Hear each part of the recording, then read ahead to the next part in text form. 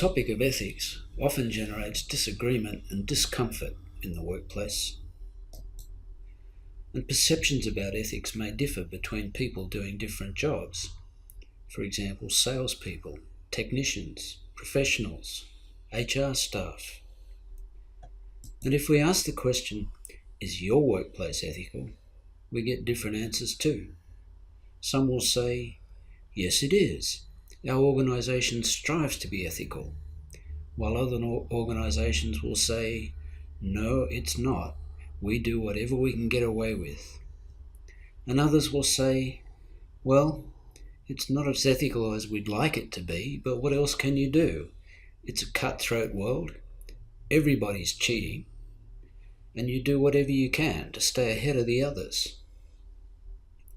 Then there's the question of what kinds of activities are we talking about? And the range of activities is enormous.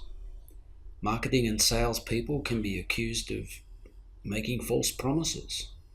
Technicians can be accused of cutting corners or making dodgy repairs. Managers can be accused of bullying.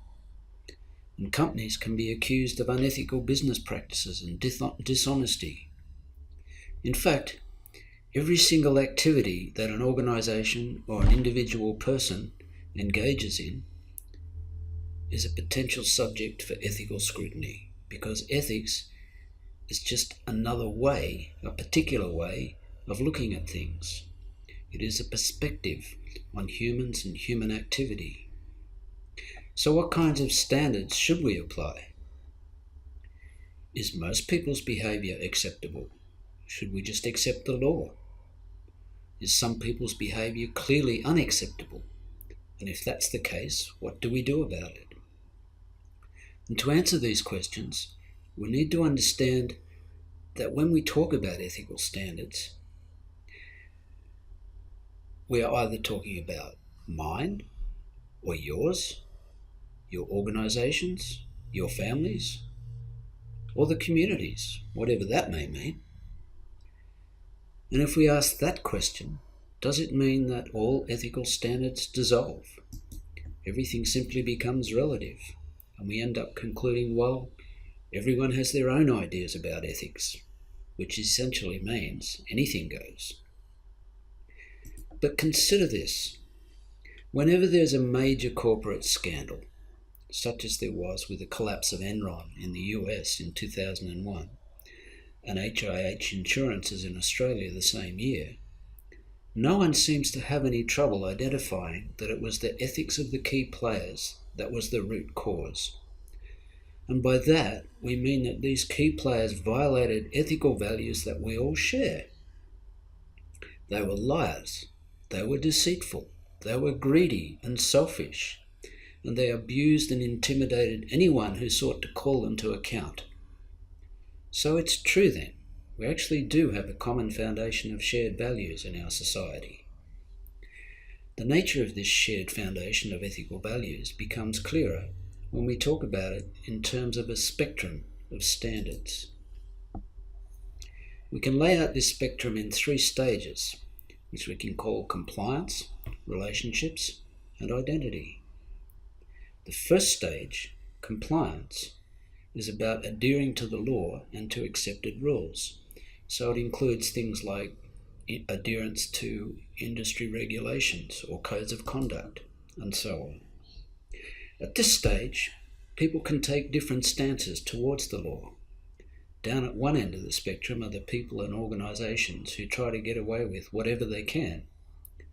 They only ever pay lip service to the law, and behind the scenes they are deceitful and manipulative.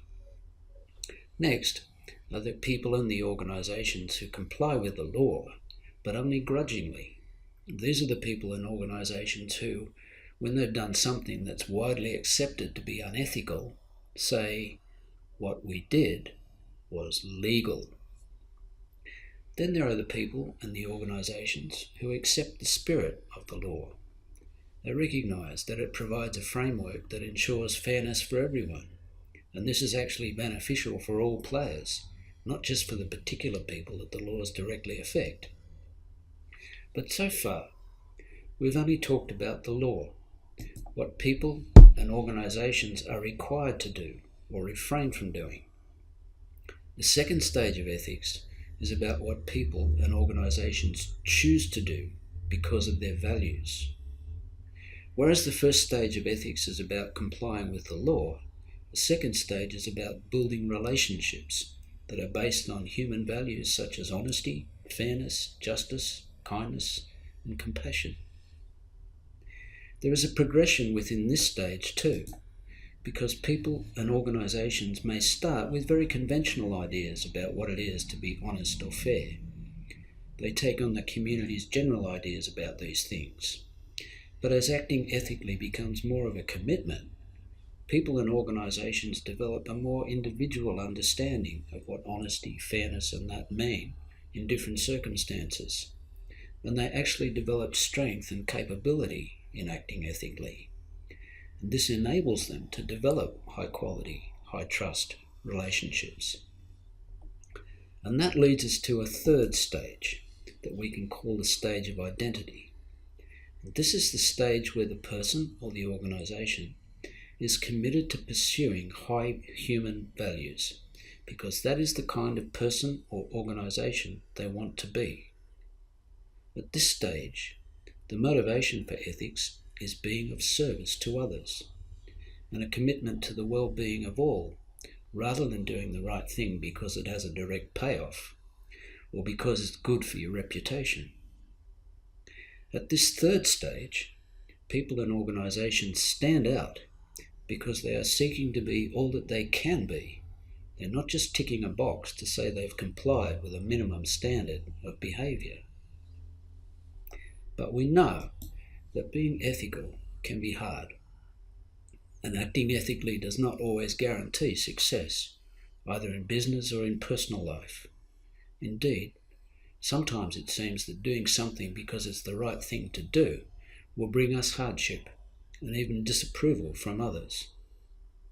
But on the other hand, we know that there's nothing that hurts us more deeply than injustice or being the target of someone's greed, cruelty, or lust for power.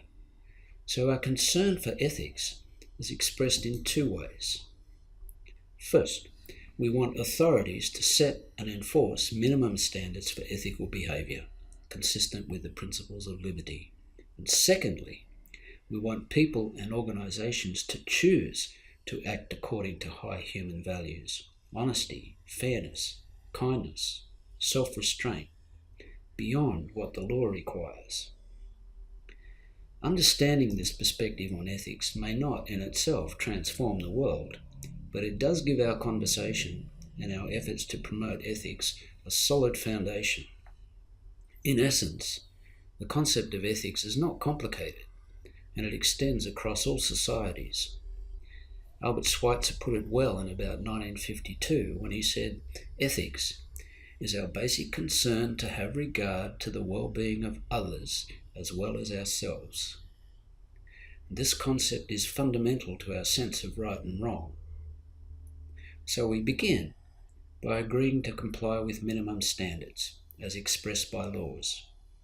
We continue our development by recognizing that ethics builds high-quality relationships between people. And we continue again by realizing that a commitment to high ethical values enables us to become all that we can be. We reach towards our identity. This is the evolutionary path of ethics.